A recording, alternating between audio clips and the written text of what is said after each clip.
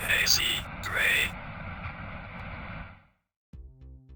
The year is 1998. Tekken 3 has just been released on the PlayStation 1 after making waves in arcades for well over a year.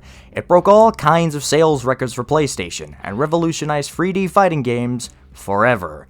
Tekken 3 was such a fundamentally solid and polished fighting game that for over 24 years, it was the single best-selling entry in all of Tekken, before eventually being usurped by Tekken 7 in 2022. Katsuhiro Harada and the rest of Namco were riding high off of the release of Tekken 3, and in 1999, while they were still riding the wave of positive feedback from Tekken 3, they would release a spin-off known as Tekken Tag Tournament, which added brand new tag mechanics and would feature almost every character that had been previously seen in the franchise. The game would do amazingly in arcades, and would later act as a launch title for the PlayStation 2 with enhanced graphics. Tekken 3 and Tag proved that they belonged at the top of the food chain next to other fighting game franchises such as Street Fighter and Mortal Kombat. But just as quickly as Tekken rose in popularity, it soon fell out of favor. The year is 2001. Tekken 4 is the next major entry in the franchise following 3, and would be released in arcades and later on the PlayStation 2. The game boasted a slower and more methodical gameplay speed, the return of characters such as Kazuya Mishima, as well as new gameplay mechanics never before seen in Tekken, with the main selling point being interactive stages, which had walls and environmental hotspots you could use on your opponent. Despite the seemingly massive leap forward that Tekken 4 presented for the franchise, people didn't really take to Tekken 4 the same way they did to 3 or to Tag. The game reviewed well, but many diehard fans simply didn't like the new direction Tekken was going. This would be reflected in Tekken 4's sales. While Tekken 3 managed to sell an impressive 8.3 million copies, Tekken 4 would only sell 3.4 million, which was even lower than Tag Tournament, which had managed to sell 3.9 million. It wouldn't be until the release of Tekken 5 in 2004 that Namco managed to win back the trust of so many former Tekken fans, selling 8.2 million copies, almost surpassing Tekken 3 sales. So what happened? Why did Tekken 4 almost mark the end of Tekken's rise to the top? What did it do so wrong? Upon loading up Tekken 4 and hopping into any of the various game modes, you'll immediately notice some of the newer faces to the franchise, such as Steve Fox, Craig Marduk, and Christy Montero, who make up the new additions to the roster. We also have returning faces who missed out on previous entries, such as Kazuya Mishima, Li Xiaolon, and Martial Law, who replaces his son Forrest in this game. Now that we've selected a character, let's talk about the gameplay of Tekken 4, as that's the part of the game that most people tend to take issue with.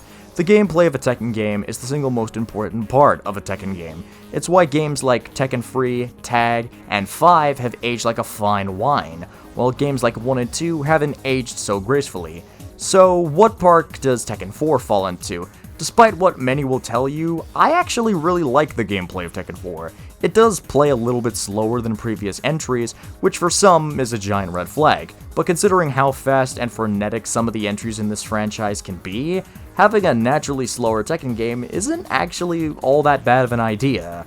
The combat is still as good as ever, with the basic controls having remained the exact same since day one, with each of the 4 main face buttons corresponding to a limb of your fighter, which gives you 2 punch buttons and 2 kick buttons. Every character in the game plays differently from one another, as you have your all-rounders such as Jin Kazuma, grapplers such as King and Marduk, and for the first time ever in the series, a pure striker in the form of Steve, who only boxes using his hands. Every fighter naturally has their strengths and weaknesses, which encourages the player to try several different characters in order to find out who their favorite is. My personal favorite is Jin, which I'm aware, basic choice, but he's just always been my go-to since the days of Tag. While the general gameplay and characters of Tekken 4 are really fun and engaging, it's the character balancing that is, and I don't say this lightly, pure and utter garbage. The main issue is that only 3 of the game's characters are top tier, while the rest sits somewhere in the middle. Jin, Steve, and Nina absolutely dominate in this game, as most of their attack strings are safe on block, don't require any heavy memorization to pull off, and deal high amounts of damage if they do happen to connect. Hell, at EVO 2023, the top 3 players in the entire tournament were Jin mains, with the only non-Jin being a lone Paul Phoenix. And this single-handedly marks why so many people hated playing Tekken 4. It was because playing this game at a high competitive level simply wasn't fun. Before Leroy and Fakamram took over Tekken 7, Jin, Steve, and Nina were doing the exact same thing in Tekken 4.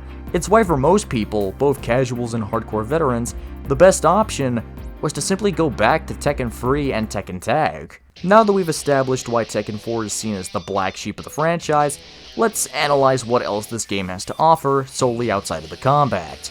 One of the biggest gameplay innovations in Tekken 4 was the stages. The game has 12 different stages to choose from, such as the airport, the jungle, laboratory, and Hanmaru Temple. All the stages in this game not only look amazing for the time and show the jump in technology that was possible thanks to the PlayStation 2, but it also marks one of the biggest firsts in the history of Tekken. In every previous Tekken game, all the stages were flat and endless. You could keep moving backwards forever and never fear hitting a wall. In Tekken 4, the stages are no longer infinite and actually have ends to them.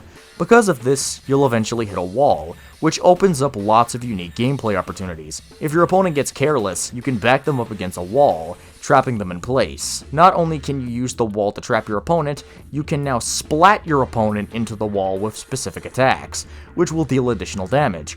One core issue of this mechanic, however, is that unlike later entries, Tekken 4 doesn't have damage scaling when you're splattered against a wall. What that means is that if you're pressed against a wall and your opponent continues to hit you into that exact same wall, every hit will deal full damage. In later entries, the damage would scale downwards to avoid quick deaths, but here, getting locked against the wall is basically death. While this is an issue, it's still cool to see this feature debut in Tekken.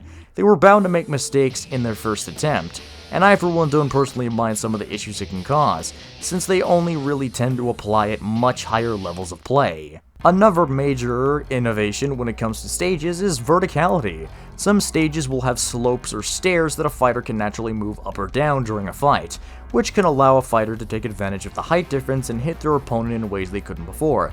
To my knowledge, Tekken 4 is the only game in the franchise that incorporated verticality into their stages, not including the stage transitions that would be seen in the later entries. Not only do the stages in Tekken 4 have verticality, they also have quite a bit of length to them. Stages like the mall and the beach are absolutely gigantic, and you wouldn't be mistaken for initially thinking that these were infinite stages, like in the other Tekken games. No matter how big the stage looks, you can and will eventually hit a wall and be forced to push back against that wall in order to continue the fight. One of the more interesting parts of Tekken 4 is that it marks a significant departure in terms of atmosphere and music compared to Tekken Free and Tag Tournament. It distinguishes itself by having a noticeably more grounded tone. Unlike the extravagant settings and bombastic tracks of earlier titles, Tekken 4 opts for a more somber, gritty, down-to-earth atmosphere, reflecting a shift towards a more realistic aesthetic. This change lends the player a sense of realism and grounds them in the game as if they were actually there, a fact that is strengthened by the game's various environments, some of which are some of the most detailed and realistic in the series. They have a more subtle and subdued color palette when compared to the more over-contrasted and bright colors of Free and Tag. The music follows suit, removing the high energy and intense techno beats of previous entries in favor of more atmospheric and moody compositions seen in entries such as Tekken 1 and 2. Levels like the laboratory and Hanmaru genuinely feel a little creepy because of this, which is odd considering this is a fighting game. Since when are fighting games considered scary? Oh! Fuck me clockwise. Oh, I always forget that when I go in the crypt. The departure from the established formula that was perfected in Tekken Free and Tag not only made 4 stand out, but it also demonstrated the franchise's willingness to experiment and evolve. This would, of course, immediately be dropped in Tekken 5, as the series would immediately go back to the Tekken Free style of gameplay, music, atmosphere, basically everything, really. In terms of gameplay, Tekken 4 has several options to choose from in terms of game modes. For example, off the bat, you have Arcade Mode, where you pick a character and climb the arcade ladder. Depending on what character you get, you'll get some corresponding illustrations followed by some narrative that explains why your character is entering the King of Iron Fist tournament, which is the tournament that sets up all the events in Tekken 4. All the illustrations are expertly drawn, and I'd argue that out of all the games in the series, this game has some of the best. Something about them is so damn ominous. It doesn't really matter who you play as, even some of the more innocent characters, the illustrations will creep you out. Especially when it comes to characters such as Marduk and Kazuya. These illustrations can look downright sadistic. When combined with the eerie soundtrack I mentioned earlier, this game once again starts to feel unnerving in a way that none of the other Tekken games have ever been able to come close to replicating. Jin burned with desire to destroy the evil Mishima bloodline, his grandfather, Heihachi Mishima, and his father, Kazuya. Once you climb the arcade ladder and defeat the final boss, who in this game is Heihachi, in a nappy, I didn't ask for this. You get your character's ending, which is done in-engine. But unfortunately, unlike the character illustrations, they're not as good as portraying the characters. Out of everyone's endings, I'd argue only 4 characters out of the entire roster get a good ending. Which is to say, an ending that is animated well, voice acted well, and actually makes sense. The rest are brought down by awkward voice acting and subpar outcomes for winning the tournament, which is a shame, as Tekken games usually strive when it comes to their endings. Just listen to the voice acting in Hwoarang's ending, and tell me who decided this was a good idea. I never got to fight you at the tournament. I'll take you on right here, right now. There's no reason to fight. You ain't got one? Well, I do! On one hand, it's absolutely hilarious. On the other hand, it's absolutely terrible. Once you beat the arcade mode, you'll also have some side attractions to check out and keep you busy, such as Team Battle and Tekken Force. In Team Battle, you select a team of up to 8 characters and try to beat everyone on the opposing team in a winner-stays-on gauntlet. I've always loved Team Battle, because it encourages you to learn as many characters as possible to stand a chance.